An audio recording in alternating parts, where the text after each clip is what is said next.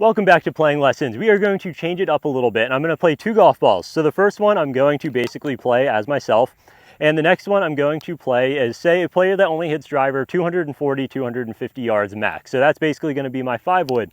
So I'm going to play two balls kind of thinking as if I'm myself, and if I'm a player that doesn't hit the ball quite as far, how am I going to approach this golf course a little bit differently? So we're going to play 3 holes. So the first hole we have from the blue tees here is a 490-yard dogleg right par 5. So when I get to this hole, I want to identify where is the trouble. I've got water short, obviously, a group of trees marked as hazard over to the right. OB is way down this left side, starts to come into play sort of as you get over this bunker, as you start to get into that 300 range. And then we have a bunker here on the left side of the fairway that is sort of in that 230 to 235 range. So when I am kind of myself getting up to this hole, I am basically thinking driver all day long. It's a little downwind. I play a cut normal, usually off of the tee. So this hole sets up very good for me. I can take advantage of this one. Driver is kind of a no-brainer. There's a big tall tree out in the distance here. That's kind of going to be my aim point with the driver. So if I am, again, playing as myself, driver all day long, try to get this ball as far down there as I can, leave myself some sort of mid-iron in, and try to give myself a look at eagle or birdie to really try to take advantage of this golf hole.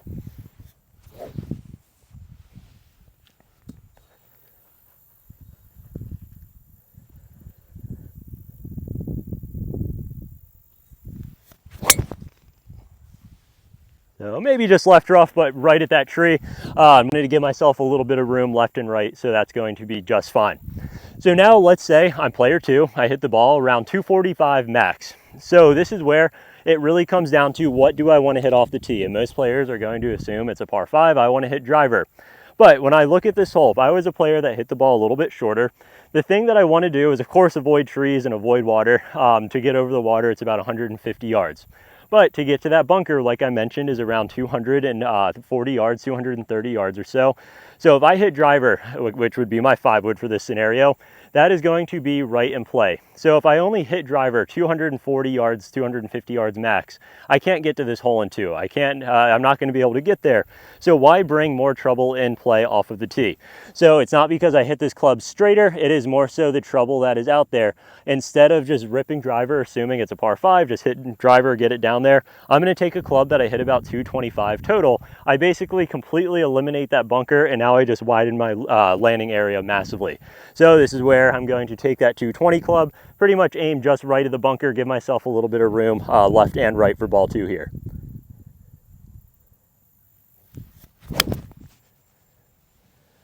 So right at that right corner of it, but should be short, maybe it's fading just a tad right, so it should be no problem at all. If I hit, say, driver or something that could get there, that's where I'm flirting with that bunker for no reason. Perfect position for this second ball that I hit. Came up about 6 yards short of the bunker. So now I'm in a spot where I have a fairly easy layup. I'm about 260 yards, so can't get there even with my best shot. So this is where there's kind of 2 things to consider. Where's the trouble? How far do we want in for the second? So personally for me, I really don't like that sort of 40 to 50 yard range. I think it's a very awkward in-between range. So it's hard to lay up to specific numbers, but I definitely want to avoid that one. So I'm really going to hit a club that goes a max of about 200 yards. I want to leave myself about 60 so I don't have a little weird in-between wedge shot, but don't want to be overly conservative where I hit 9-iron from this spot or something like that. So there's bunkering over on the left. To get over to those, it's going to be closer to around 150 yards. I think that is where you start getting a little too conservative, trying to lay up short of that. Then you leave yourself 8-iron or 150 yard shot for the third, kind of for no reason.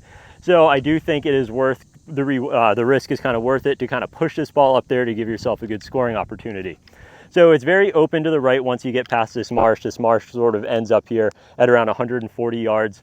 So really what I'm going to do is take a club that I know goes a max of about 200, get myself into that range that I like, and kind of avoid the range that I don't like, more importantly. And I'm going to aim kind of in between the marsh and in between this pin. It gives, or in between the bunkering. Gives me a little bit of room both directions. Favoring kind of that right side as you get past the marsh, you have plenty of room up there.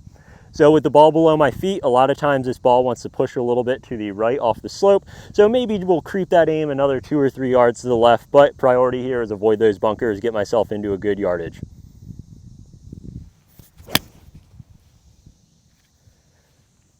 Okay, pulled it a little bit, but that is why I crept my aim a little bit over to the right. because I pulled it but could still avoid those bunkers. I will say with these lies, better players tend to adapt to them and adjust and almost overcorrect intentionally, or kind of unintentionally, I should say. So most of you are going to hit this ball to the right, but it is not uncommon for some players when it's below the feet to kind of cover that ball and make it go left. That's kind of the tendency I have. Or when it's above my feet, usually wants to go left, and usually I overplay it, hit it right. So that's one thing that can take a little bit of time to kind of get on the course and see what your tendency is off these uneven lies. Nice unintentional segue here into these uneven lies. Now for the first ball I played, I have one that is up above my feet, the exact opposite. So this pin is all the way on the left side of the green, and there is marsh and that kind of just surrounds the entirety of this green. But left is the place I have to avoid here. There's an old bunker that they took out. Want to avoid kind of getting down in that. I want to avoid the marsh on the left. So I am going to be a little bit more cautious with the aim here, pretty much aiming to the right side of this green. I don't want to jinx it, but I can almost tell you I'm not missing this ball right. So I can aim to the right side. If it goes fairly straight, not going to hurt myself. If it draws a little bit more, it is going to kind of accidentally end up on that pin. But ball is going to creep left above my feet. 179 left, have an 8-iron. It's a little downwind, but would rather be just a hair short than long to this pin.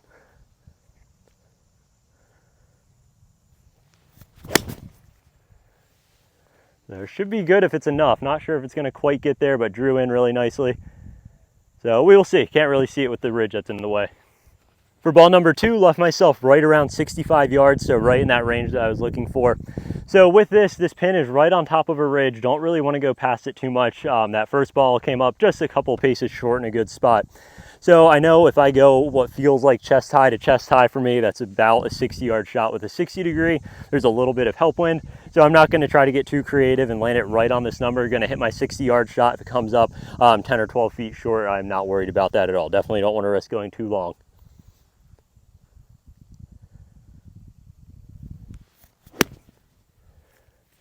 Be good. Sit. That looks like it's about tap in, so I will take that all day long. Obviously very happy with that second ball, so playing the safer route there and laying up got me to a number that I like. I will have to do a longer form video on the kind of wedge matrix and getting wedge distances dialed in and kind of how to hit that knockdown wedge shot. That is one that has probably taken the most strokes off of my game in the past year or two. But let's focus in on this first ball. So 8-iron landed a little short, spun back off of this false front of this green a little bit. So have a decent look for eagle straight back up the hill. Looks like it's going to be breaking just a little bit to the left here. So can't let ball number 2 beat ball number 1 after having a 80-yard advantage off the tee.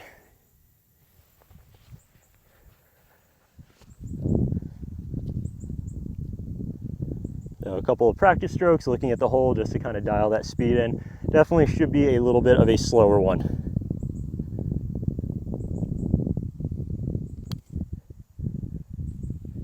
Dive. All right, first eagle in playing lessons. So ball 1 is going to win that one, but I don't think anyone would complain between that second ball either. All right, so second hole we're going to play is a hard dogleg right par 4, playing closer to around 380 yards, somewhere in that ballpark. So this is where, again, identify the trouble. OB all down the left side, but very, very far left. And then we have hazard down the right, and then a bunker kind of right on this corner. That is going to be the big thing to try to carry. So to carry that bunker and get over the top of it, tie into the top rough part of it as well, we need to carry at a minimum of 205. To get through this fairway, it's going to be closer to around 275 yards. So that is kind of the landing zone. So if I'm going with ball 1 or kind of playing this myself, I don't really care to hit driver, because even if I nuke one and I take it over that bunker with a hard cut, at best I'm coming up 40 yards short of the screen. I don't really care to have a 40-yard pitch shot and bring in hazard kind of through the fairway and to the right just to have a shorter approach shot in. That is bringing in a lot of unnecessary risk. So that is why for this one, it is going to be a 3-wood for me. Even if I pull it a little bit, I still can't really run through the fairway by too much, but it's plenty of club to get up and over top of the of that bunker there.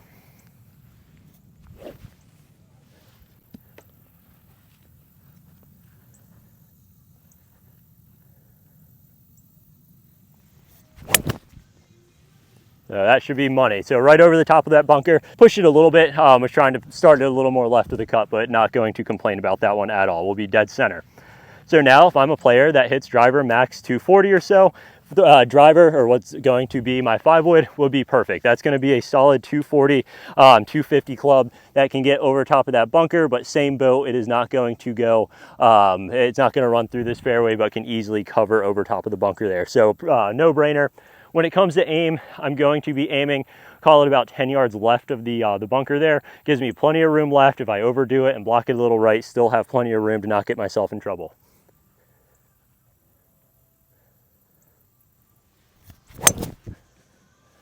So heel thinned it a little bit. That is why I aimed a little further left, blocked it a touch, but that should be over everything and be just fine. Those two should be fairly close to each other. The 5-wood just a little shorter. So ball number 1 found, or ball number 2, excuse me, found this kind of ditch waste, or little drain spot. So if I'm looking at this, I'm going to have 111 yards.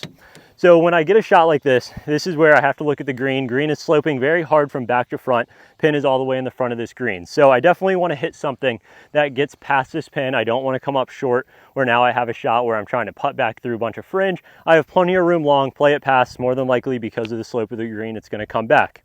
So now it comes down to controlling the spin a little bit. So I really kind of have two options. I have 111. I can either full swing a 54 degree, which is probably going to hit just past pin high. And if I swing full at this club with softer greens into an upslope, I can guarantee you this thing is spinning back off the green. So I would much rather take a club where I can control the spin. This goes back to that knockdown wedge shot, where instead of taking the 54, which I'm going to barely get to pin high and then rip it back, I'm going to take the 50, swing a little bit more, 3/4, kind of dead hand it, try to hit one that lands probably about 5 paces past that pin or so, play it around 115. If it comes back, awesome. If not, I know because I have less loft, swinging easier at it, it's not going to rip back nearly as hard. Aim, going to creep it just a little right, just with all the green over there. Don't want to get too cute with that short left-hand side.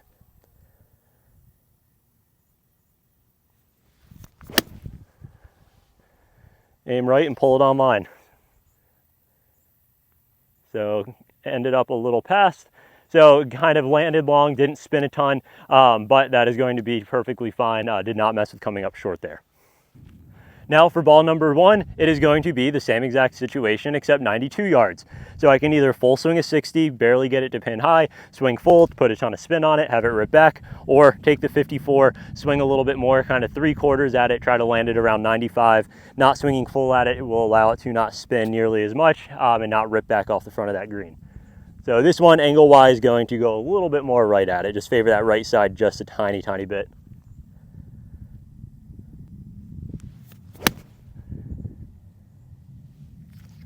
Should be pretty good there. Oh man, that one was way long. Yeah, not really sure how that flew that far. That was honestly hit well, landed and just kind of one hop and stop, but that carried way further than anticipated there.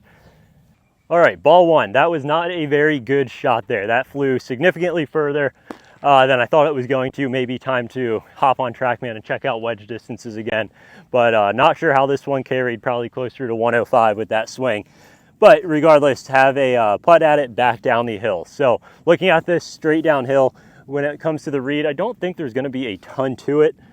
So this one is really more speed-based more than anything. So maybe creeping just a little bit left at the hole. Going to play it overall pretty straight, maybe a little right early on, but this one is all pace.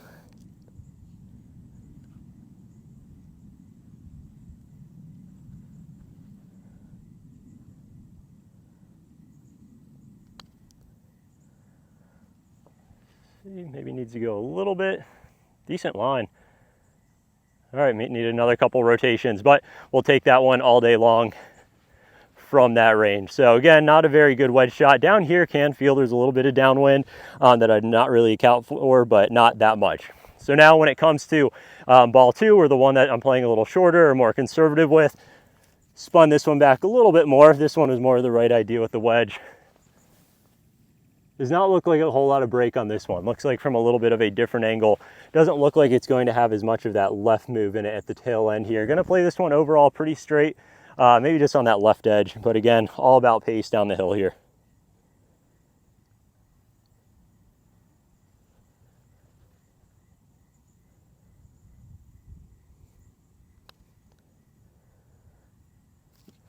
A little too firm, a little misread.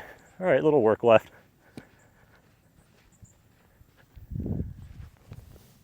should just be dead straight up the hill if it's anything like what it did coming past this hole.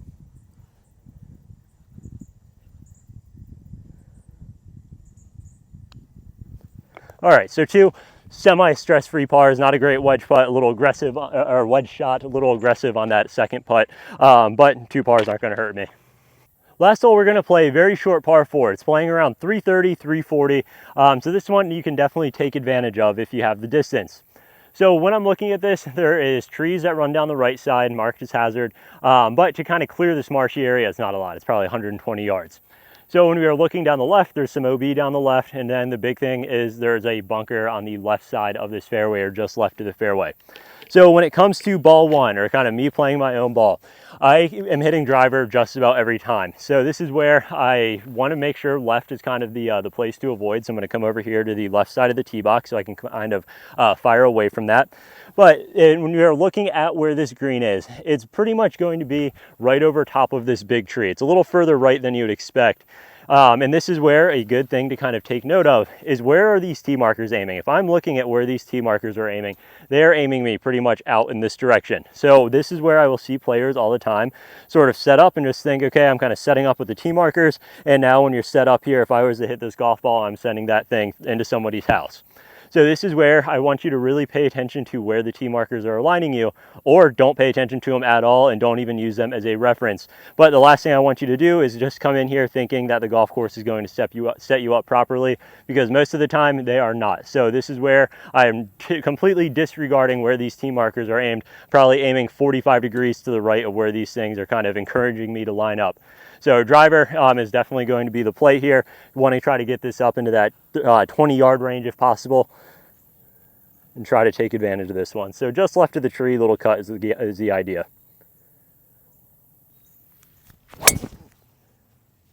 So pulled it a tad, but that's not going to hurt me at all. We'll just be a little bit left of that green.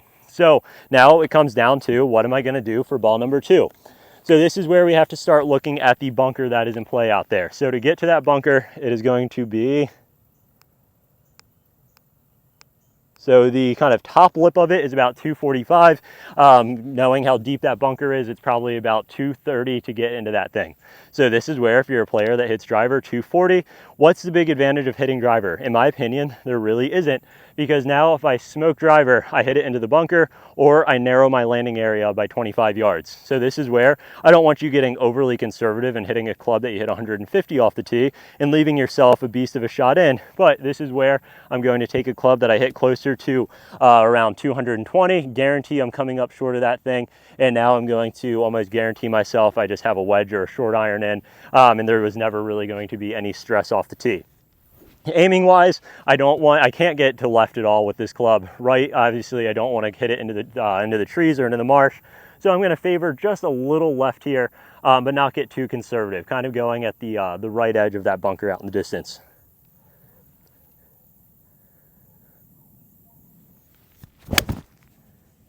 So I don't want you to think that I'm anti-driver when it comes to a lot of these holes, but it's kind of just talking through the strategy of it, where if you could get to this green, the risk is worth going for it. But if you hit driver and you're going to leave yourself 100, or you can lay up to 120 and take all the trouble out of play, I think it makes a little more sense to kind of take the 120-yard shot and take all the stress away off the tee. Really quick, huge shout out to my friends over at Stitch Golf Bags Apparel. I'm sure their new fall line is going to be dropping sometime soon. I've loved working with them. They have great products. Code BryceCope24 will take 20% off their entire site year round, so definitely go check them out.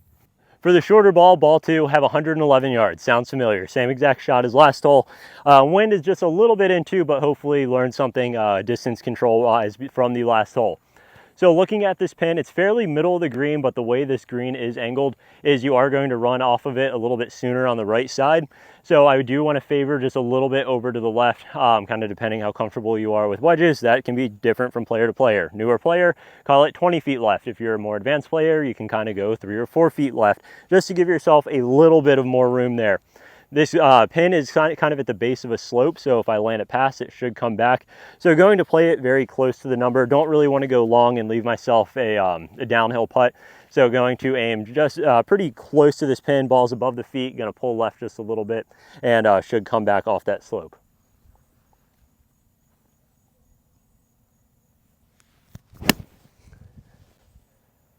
So pulled a little left off that slope. Let's see if it's enough.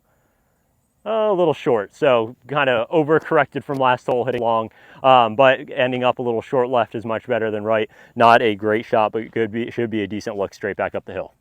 For the first ball, or the one that I kind of will typically play myself, have 45 yards left and probably have about 20-25 feet of green between fringe and that pin. So this is one I'm looking to land right around 40, probably going to take one hop and release a little bit. If anything, if it comes up a little short, I'd prefer that rather than going long of this pin, again, having a downhill putt. So really not sure if you can see that in the video, but trying to land it just over that first ball I hit, just over the fringe there. Try to land this thing right on 40, kind of take one hop and sit.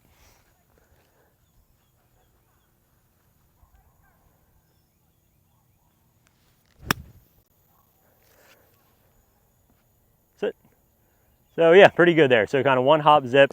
I'm gonna have a little left to right slider there. Hindsight's 20/20. Probably should have aimed just a tad right of that to have an uphill putt at it. So we'll have a little slider, but overall great shot. So overall, have one great look at birdie, have one okay look at birdie here. So this one ended up a little bit shorter than I would have preferred, but this one is not going to hurt me too bad. So if I'm looking at aim points here, this putt definitely is breaking a little right. Again, not a great shot into the green, but I left myself a fairly easy uphill putt. So going to aim just a little bit to the left of this one, and then really from here, it's all speed. When I'm in this fringe and it's a little early or late in the evening, fringe can get a little dewy. We'll a lot of times lift the putter up a little bit just to make sure it's not getting snagged on the way back.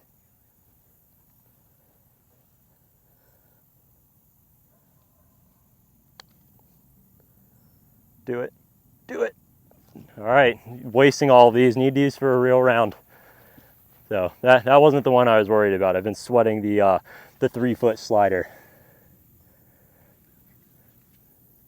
So these used to haunt me prior to the lab, no brand affiliation there. This is not an ad, but you have a history of kind of leaving the blade open a little bit, kind of fanning putts out to the right side. But since I got this thing, toe stays down a lot better, famous last words. But really with these, the biggest thing is kind of pick a spot, playing this about half of the ball outside of the left edge there. Going to keep the head down, make a good aggressive stroke, and hope it holds its line.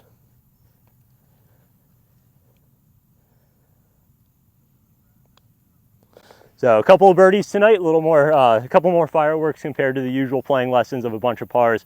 But as always, hope you guys enjoyed this. If you have any ideas as far as formats or something you think could be helpful, always open to those. And as always, any comments below, let me know, and would love if you could subscribe to the page.